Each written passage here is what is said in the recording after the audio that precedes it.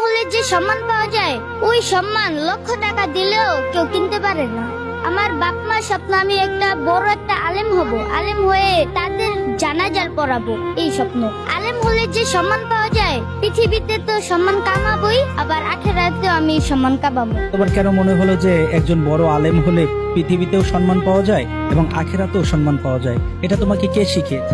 যখন স্কুলে পড়তাম ওই সময় নামাজ পড়তে যাই, ওই সময় তার হুজুররা এই শুক্রবারে ওয়াজে বলতো, তারপরেতে আমি আমার আম্মুকে বলছি, আম্মু বলছি কি আচ্ছা যাও তাহলে তুমি মাদ্রাসায় পড়ো, তারপরেতে আমি এখন মাদ্রাসায় পড়ি।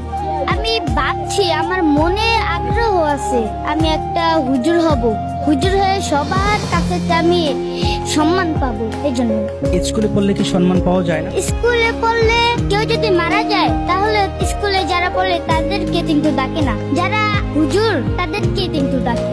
টাকার চেয়ে সম্মানটা অনেক মূল্যবান, এই সম্মান লক্ষ টাকা দিলেও কেনা যায় না।